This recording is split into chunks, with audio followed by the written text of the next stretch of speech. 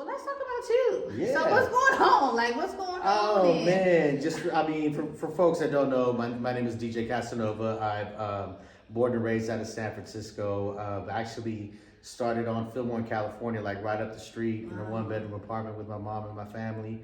My dad had 5 kids. He had me when he was 72. My mother was 34. Really? Yeah, Wow. huge age gap. That's why you got an old soul. Yeah, right on. Appreciate that. And just we moved around until we finally settled into to Baby Hunters Point, and then from there just kind of rocked it. But growing up in San Francisco, like as a youngster, I inner city kid, just always trying to figure things out. But I was lucky enough to I was always getting into trouble, but I was lucky enough that I had some influential people step into my life and drop me some game and actually got me politically active. So like when I was in my teens, I got into a lot of social justice movements, and specifically working with the Third Eye Movement, the Ella Baker Center for Human Rights, where I got to shadow Van Jones for a little bit, but more specifically, got to work with a beautiful queen by the name of Jasmine Barker, who taught me the ins and outs about community organizing, how it is to be out there in the beat, work with people, talk to people, get to see where they're at and what they're going through. And at that time, like my focus was like about schools, not jails, working with a lot of the schools, not jails campaign with the Chicano moratorium, so supporting them and just following what they are doing, just like I see their passion and seeing a lot of young people. I was just like, that's where I wanted to be at. And from there, I just kind of just figured out my path. And with the Third Eye Movement, I got into a lot about like dealing with at that time, there was a proposition that we're trying to lock up young people with adults, Proposition 21 back in like 2000. And so my goal was to get educated about it, what I'm saying? Because it's some real shit,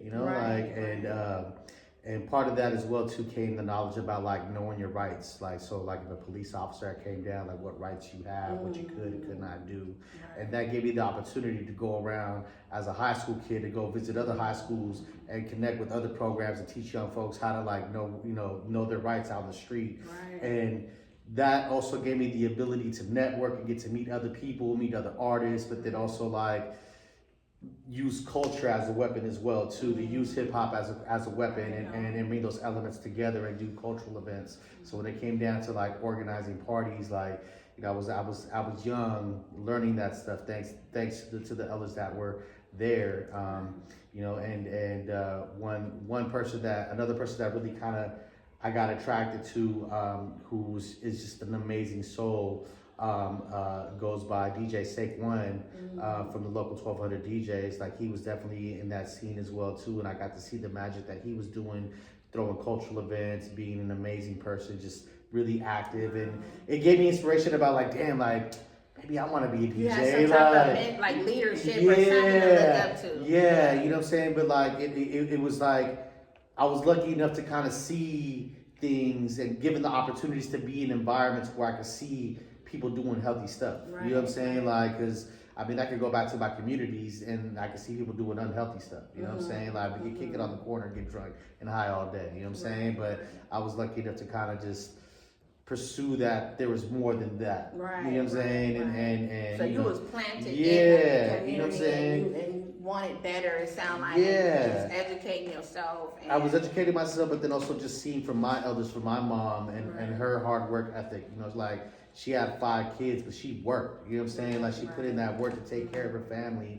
That kind of gave me the inspiration. Like I need to figure this out. I need to figure it out. I need to figure something out. And being socially active, politically active was like my young forte at the young point. And I got to, I graduated high school and was lucky enough to, fresh out of high school, got a job through working with Coleman Advocates for Children and Youth. This organization called YMAC, Youth Making a Change, and I got to meet an amazing person. He goes by Andrew Ely. Most people know him as DJ Domino. He was just a year younger than me, but he had just got in a log cabin, and they paired me up with him to be like, you're gonna help him like figure out what it is that he needs to do to stay out of trouble. I'm like, all right, so you know, we still small trees and everything and all that, but like, yeah, but we just like figured it out, like, well, what you want to do, you know what I'm saying? And like, he was like, man, well, like, I want to learn how to be a DJ, and so we were looking around, and we found that things kind of came back in a circle. We found Sake One was doing these classes out there in Oakland at the Mandela Center for Arts out there in West Oakland, and we started going there. I started bringing him out over there, and my boy like got into it. Wow. You know what I'm saying? Like 17 years old, like into it, and like he was at a level where it was just like, damn, this that kid, was made for him. He's got the juice. Like he's got the juice. And like for me, I was just like, all right, all right. And so like, at that point, like, you know, I'm just supporting him and doing his, you know, supporting his passion, you know, like, so I'm not necessarily trying to learn how to be a DJ, but at that point, I'm just like, hey, man, like, I'm following that guy because that guy's got the juice. And, you know, unfortunately, you know, in 2006, his life was taken. He was shot and killed on 24th and Folsom. Unfortunately, he actually jumped in front of his brother and took all the shots from his brother, and his brother survived, but he didn't.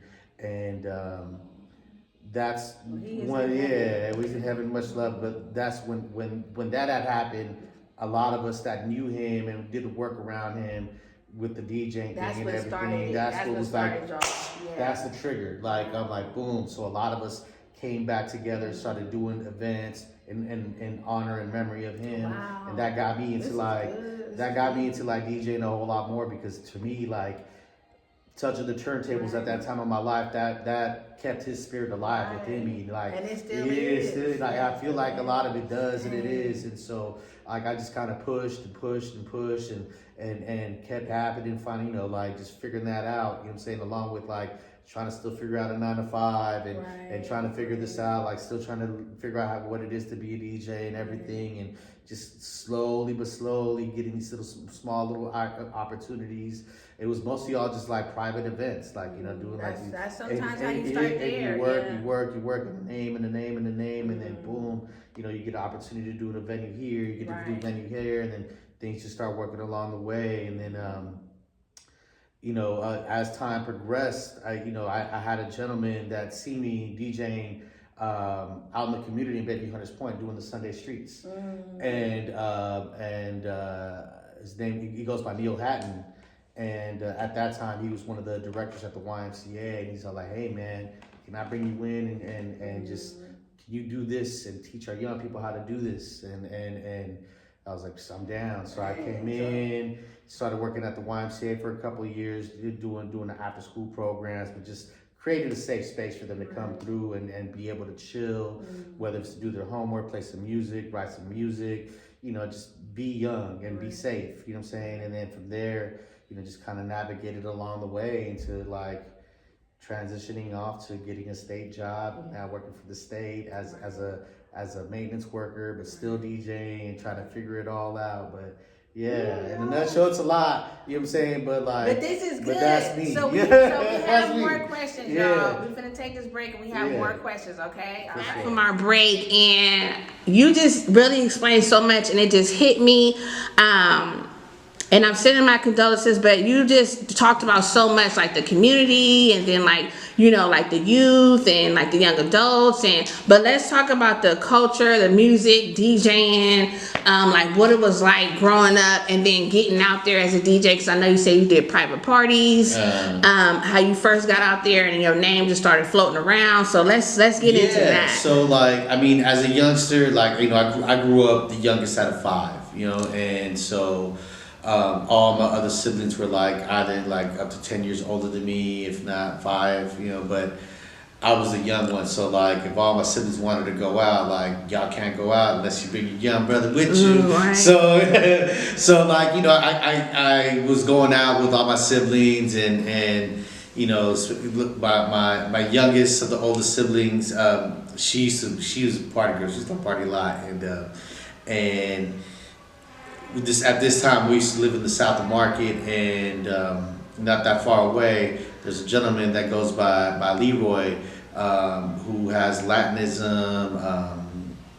who I forgot the company. I can't think of the company right now, but amazing OG that was throwing hella like parties, and so we would go to his house, and at that point, that's when I'm like seeing these DJs DJ, like, damn, like this is tight, like, man, like they party, they doing their thing, you know what I'm saying? And so like just seeing how it was organized and how it was put together, and like how you had to like walk into these secret rooms to get into this area, like you're here. So it was a huge thing in that, you know what I'm saying? I wanted to be a part of that. But then like, you know, another part of being a DJ as well too is like knowing your music, you know what I'm saying? And like, you know, my elders, you know, grew up on Latin music, you know, like Pedro Infante, like Los Bookies, Bronco, all types of stuff back in the stuff. And then I have my older siblings who grew up in that 70s, 80s rock, but hip hop, freestyle. So like, I was lucky enough to get a dosage of a lot of different music. And then during that time as well, now like me trying to figure out how to become a DJ, you know, like I started DJing like in 2006, shortly after you know, a close friend's life was taken. Like we're at this age of like digital consumption with like Napster and all this stuff. So like we were heavy about like just downloading hella music, download music. So we're downloading whatever we could find, from hip hop to rap to country to reggae, whatever we could find. But then also like visiting our record stores, like going down to San Mateo or South City to go buy like those special Lethal Weapon records. Like, and it was funny because it was just like, you know, for folks that don't know, like Lethal Weapons were like these compilation records. But like it always had like some porn star model on the cover as well too. So like we were just always just joking around with it, like, oh, who's on the cover? And so like we used to, you know, like for me, like I just started collecting them. You know, it was just like these are dope. And then we would just build this collection of music, and we had a whole stack load. But like I think the biggest part of it, since, you know, with my generation, is that transition of going into CDs, but now digital. So like having the opportunity to download all this music was essential. And it was like, you know, having the archive, building the library of like music, because as a DJ, like you gotta know your music. You can't just be stuck to one genre and be like, all I do is hip hop, or all I do is just house music. Like, you know, I mean, it's cool, you know, if you want to master that, that's great. But like, you know, nowadays, like you have to have so many different touches, because then not everyone's gonna just be like, oh, they're not gonna pay you just to be this one DJ. And people want you to be versatile. It was like kind of like my first try at be like, hey, I'm gonna get to work with an artist. Like, how does this work? You know what I'm saying? And like I've seen it done with the DJs, and you know, they'll play the record and someone will come in and voice over and everything. But like getting to understand, like they have their set playlists, how they want. Like, hey, I'm only gonna have you play this one song for like 1 minute and 20 seconds, and then just stop it. You know what I'm saying? So like, you know, knowing the little tricks in the trade, getting to know your artists, you know what I'm saying? And like sometimes you might not even have the ability to do that, you know what I'm saying? But like be able to be like, okay, I got this new artist that come in that I've never heard of, but we're about to put them on the spot. So I think for me it was a challenge, but it was a challenge that I was ready to accept, to figure out, you know what I'm saying? Like how to work with different artists, how to different, you know, get the, you know, having the opportunity to play music and having a stage. Like for me, it was never really about me. It's about like what the crowd wants, what's the message that I'm trying to give to the crowd, and also just being able to have the space to offer for other people to step up and have their voices heard as well too. And for me, it was a blessing to kind of step into that world, and you know, I gotta give nowadays, I gotta give shout out to Mike Angelo with the whole BQM family. Because that was like kind of like one of my tipping points where I got to connect with them. During the pandemic, when everything had shut down, I had applied for a grant, which I got, and it was to come back out, to start doing outdoor events, but mask on, outdoor events and everything. And I got the opportunity to connect with Uncle Damien, Ray Ann from Only Loud Squad, Beto from Hella Paisa. Like they were doing these community pop-ups. And then, you know, like I had a sound system, you know what I'm saying? Like with this grant, I was able to purchase a sound system, and I'm like, hey man, like I want to go out there and put the sound system out and just throw these parties, get people to come back together. So we started at these little pop-ups, and that's where I started to meet all these small little artists, or not even small, but just artists that were trying to get their shine. They're trying to come back out. They're trying to figure out this identity, what this means after the pandemic. And we started doing little pop-ups here and there, and then just started to grow. And that's where I met, within that circle, I met Mike Angelo from BQM, and he had his camp of all these artists that he was working with. And we started doing showcases around, and eventually we got into Bottoms Up. And I think that's when eventually our paths came about, where we were doing different events, but similar events. And I believe we met at the Opera House. I want to say it was the Opera House, right? We met at the, we originally met in the back of Evans.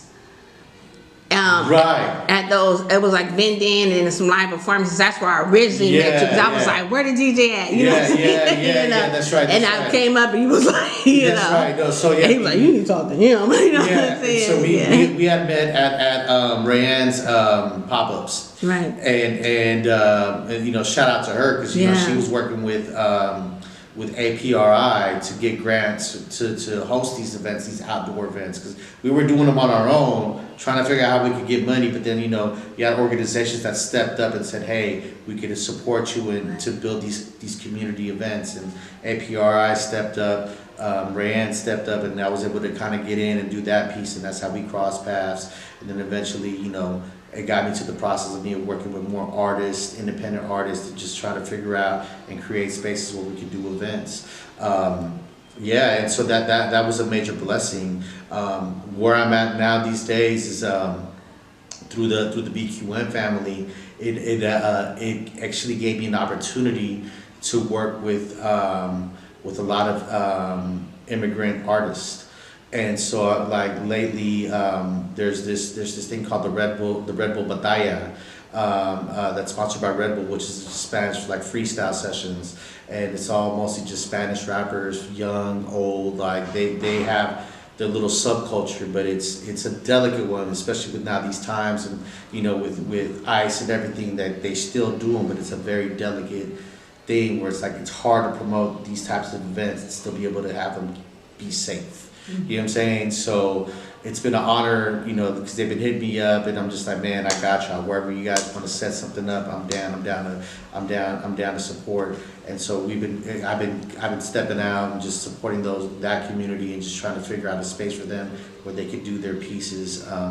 They just recently had about like a couple of months, 2 or 3 months ago, we just had our regional finals where they had like all these Spanish-speaking rappers that came about, and one got selected and one went to Denver for the finals. And I think there was like a bunch of all these folks from the U.S. that all met together, and then that winner goes to Peru for like the international finals. So like it's dope supporting the culture. It's not just, you know, English rappers, but there's like, you know, Spanish rappers, Asian speaking rappers. Like it's international, you know what I'm saying? And I think for me, that's where I love. Like I don't like to just stick to one genre. I like to support it all. I mean, of course, off top, you know, I'm gonna be Frisco all day to the day I die. I'm gonna support Frisco folks all day. I'm gonna support the Bay all day. You know what I'm saying? But if there's an opportunity to support the voiceless, I love to step into that opportunity and offer those spaces for people who can't have. So hard sometimes for months to produce something, and then it just goes away within like that next couple days or a week. Like, you know what I'm saying? It's like, okay, what's next? And it's like, I just spent like 6 months, 3 months planning this whole. But you get memories from it, but I just don't like how fast the music industry is just like, and it can drive you crazy a little bit if you don't take the time to like see all your accomplishments. So like, I'm gonna say this now. If nobody else clap for you, I'm clapping now. Man, you know what I'm saying? For me, like I'm clapping for my community. You know what I'm saying? Because like there's a lot of us that are out there and that are doing this independently on their own. Like I'm the same way. Like we're filming, we're directing, we're organizing, we're facilitating, we're doing all of it on our own. So sometimes it can be very challenging and it can be very tough when it feels like you're doing this all by yourself. You know what I'm saying? And so, but you know that like once you find those right people that are on the same path with you, you hang on to them and you appreciate them and you break bread with them and build with them and just know that like if the intentions are right with the people that you're working with, you're not gonna lose. Right. You know what I'm saying? And so like you know, for me it's I've been blessed. I've been blessed that like I've been able to, you know, this is not just me, you know what I'm saying? Right. This is DJ Laser, DJ Jack Excelsior, and artists, you know what I'm saying? This is, you know, Stake One, this is Ely family, this is my family, these are all, you know, United Players, you know, like this is the Third Eye Movement, you know what I'm saying? Like these are all people that I've seen throughout my life that have struggled just to get that piece and earn their spot, and like some of them are still struggling, but some of them have figured it out, and you know, it's a process. You know, it's like not everyone's route is going to be the same.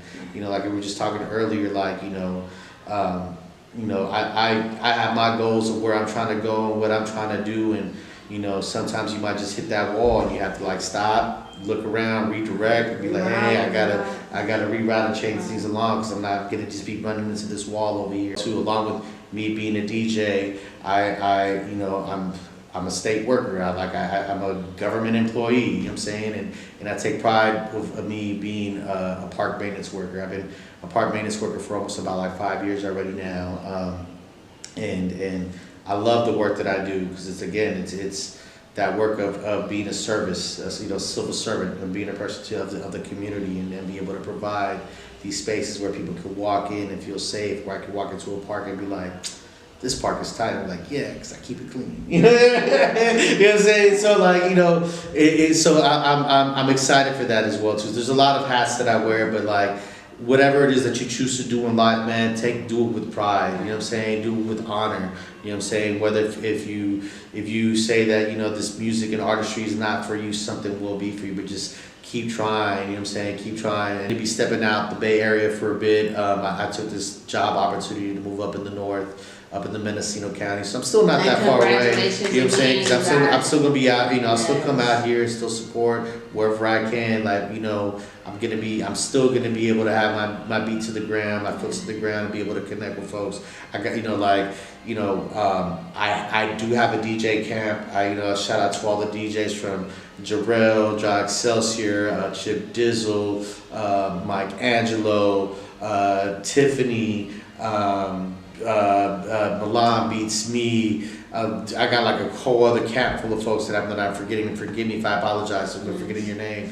But like, my intentions to build that website was to build a hub where like, this is the community, this is my community of folks that I engage with in my life that are amazing. Nice. These are the people that you should know and network with, go visit, check out, like the Hip Hop Showcase, you know what I'm saying, or the Writing and Smoking podcast, or BQM, or Amino Day, or you know what I'm saying, like we have like all these different groups and collabs that we tap into, and it's an honor, you know what I'm saying, like it's an honor to work with all these folks, and I look forward, you know what I'm saying, if you guys choose to connect with me down the line to share and build with y'all, you know what I'm saying, because I'm always ready to build and do something amazing. So if you're watching this video, I'm waiting for you. Yes.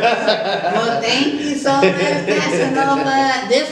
This was so fun for me. I'm so thankful he took some time to come out and be on the show. We're going to keep things like this going.